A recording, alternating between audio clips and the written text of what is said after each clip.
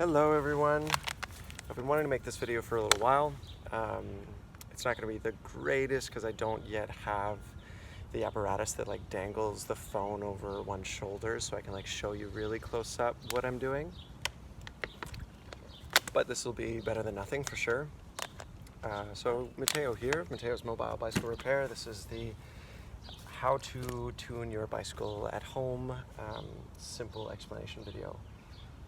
To begin, I already did this check on this bicycle, but first, after the bike has been sitting out for a while, especially if you're in a four-season climate and it's been sitting all winter, it's best practice to, even if there's some air left in the tires, to deflate the air in the tire completely by pushing in the pin of your valve, if it's a Schrader, or pushing down the press ahead, deflating the air in the tires completely, squeezing the tire and looking on the inside to see, especially if you have a rubber rim tape, when you squeeze and look inside on what's covering the inside of the rim, if you have rubber rim tape, check the entire rim tape to make sure it's covering the head of all the spokes. And if it's not, you can put a little bit of duct tape or Gorilla Tape over top of where it's revealing the spokes by rim tape, or just get a strip of duct tape or Gorilla Tape and cut it to width and like layer it over the spokes, because that'll give you a flat when you inflate if the spoke head is revealed. So that's the first check. And then just inflate your tires a full PSI and let it sit for a night and see, because sometimes there's some inefficiency issue with the tube that won't reveal itself right away, but let it sit overnight and then check. Above and beyond that, the other thing that I just did also in skips before I remembered to turn the camera on is if your chain is rusty especially, it's great to drip some penetrating oil, whether it's liquid wrench or WD-40 penetrating oil. A metal bricklayer's brush or metal brush is kind of nice, and then just grind over the chain, taking away all the rust. If you had a chain checker for 20 bucks, you can get a chain checker from Park Tool, or there's Hedgerow's is the one that I have, Hedgerow's Chain Checker Plus. Chain checker looks something like this, or there's different designs, but this design is my favorite from what I've read. It's the most accurate. You could check your chain and see if it's worn. If the chain isn't worn, then you're good. If the chain is still rusty to the degree of when you grab the chain and you feel a stiff link, or you hear as it goes through the derailleur a kerplunk as it's going over, as its stiff portion of the chain is going through the jockey wheels, then the quick and easy way would be, I guess the quickest way would be letting that penetrating oil sit overnight, and it can free up. Otherwise, find that stiff link just by trying to bend with your fingers, and when you get to the link that doesn't move, 2 pairs of pliers, grab that link, and then just like flex it up and down and flex it laterally in and out, contrary to how the chain moves. Will normally free it up, and then just check the rest of the chain and make sure that all the links are smooth. And then if the chain isn't worn, terrible timing for a garbage truck. Let's see if it passes by.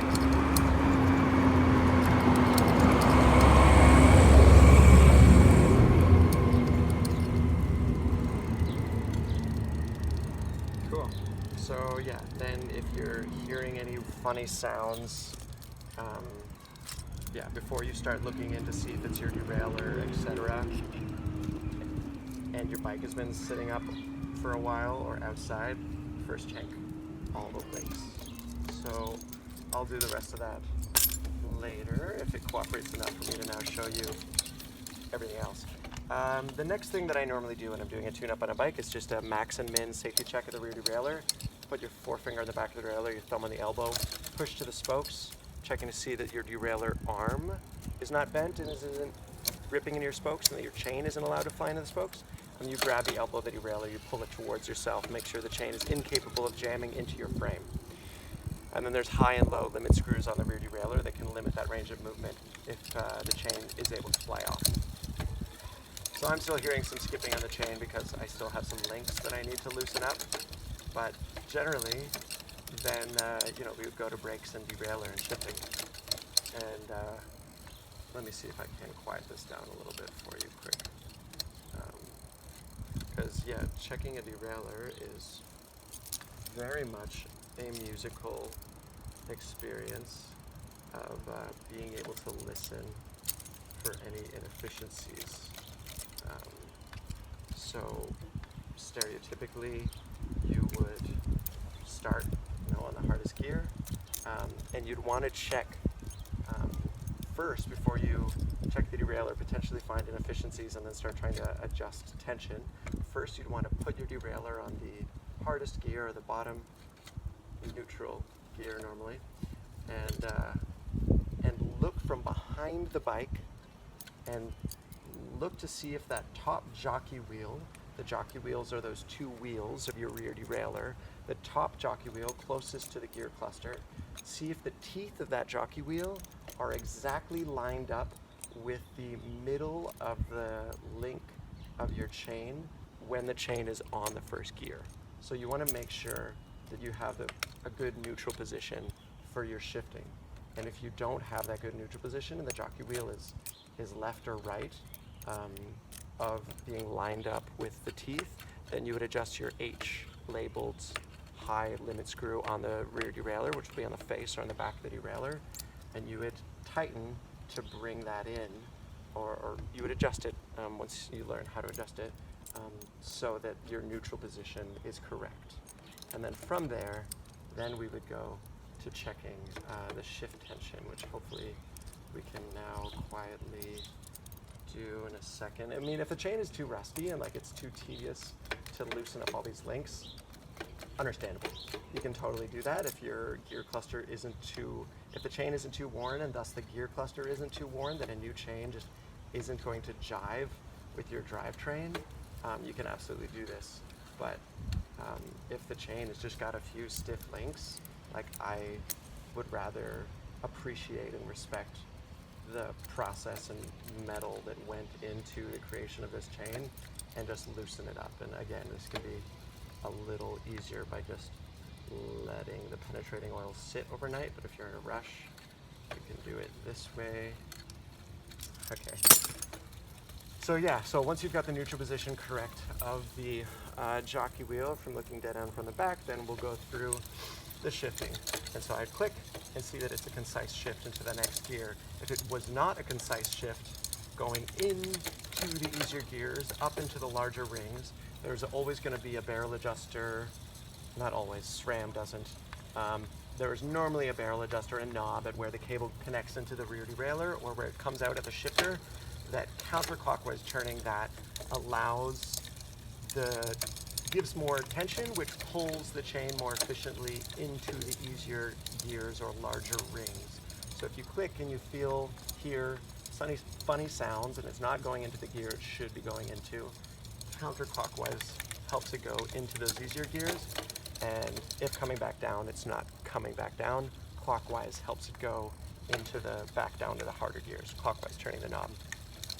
Now, if it's just weird in both directions, then you probably have just a rusty cable and housing, and you may need to replace it. If you've tried to the best of your abilities to put it into the right spot and it's still not working, then most likely you would have to replace the cable and housing.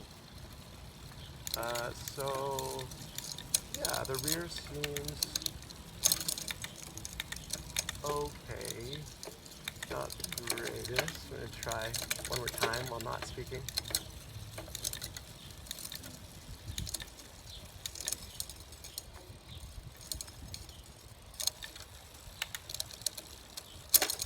It was a little slow coming back down there, so I'm going to clockwise turn a bit. A little slow again, I'm going to clockwise turn a bit. Now it's a bit more concise.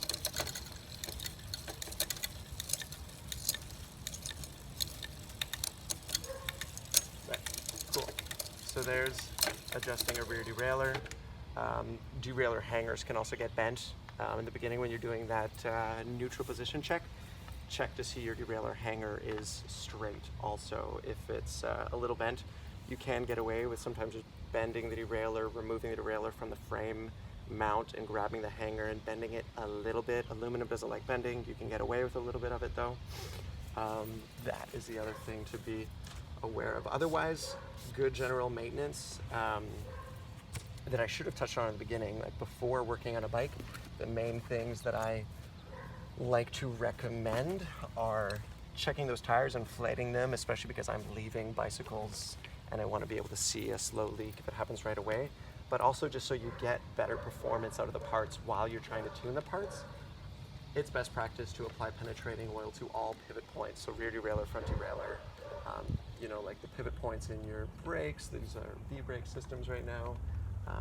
You should also be applying penetrating oil to things that, any little thing that can seize. So your spoke nipples, every year at least once you should be putting a drop of penetrating oil on your spoke nipples, especially if you're riding all winter, then even more. You should be cleaning and doing more than that. But when your spoke nipples get seized, then nobody can work with your wheels.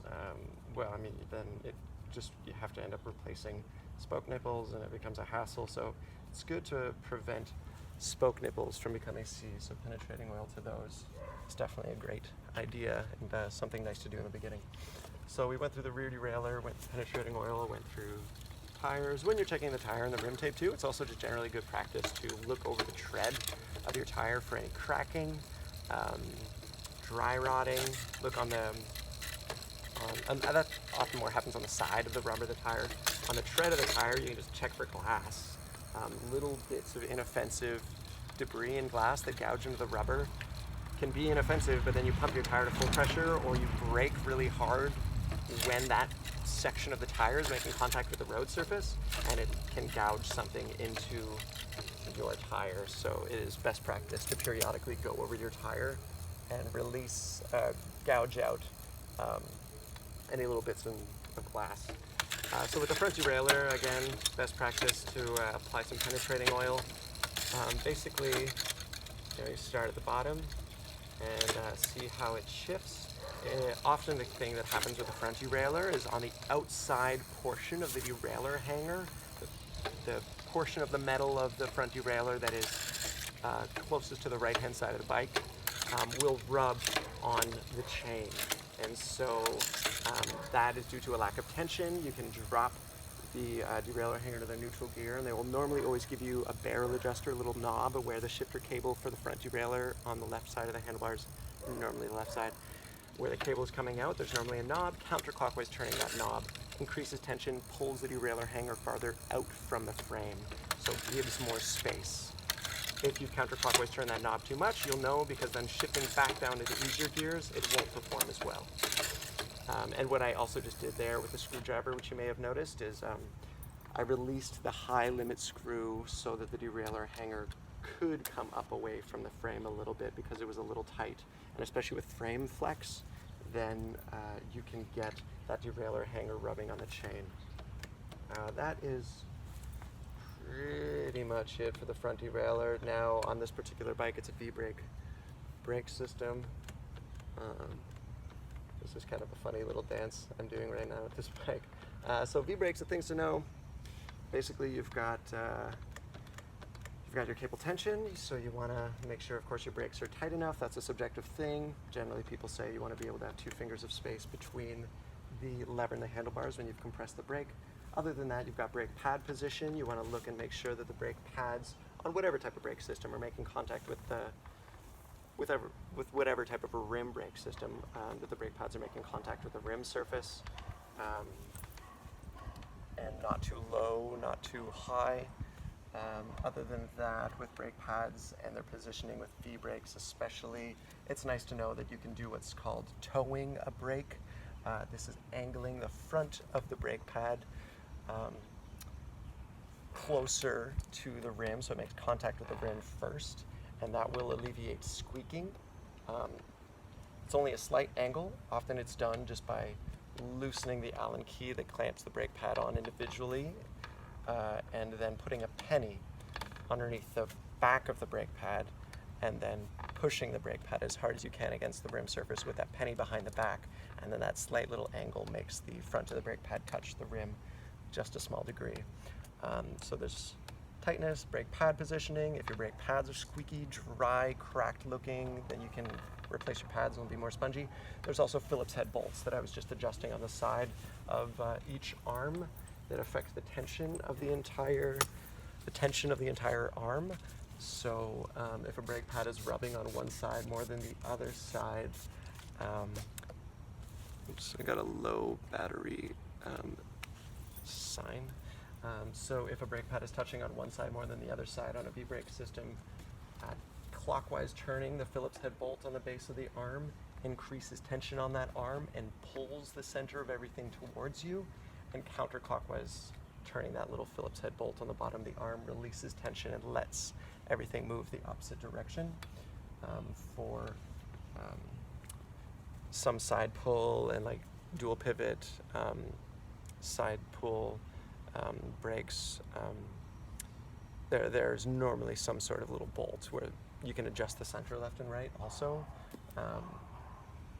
That's a nice thing to know. Since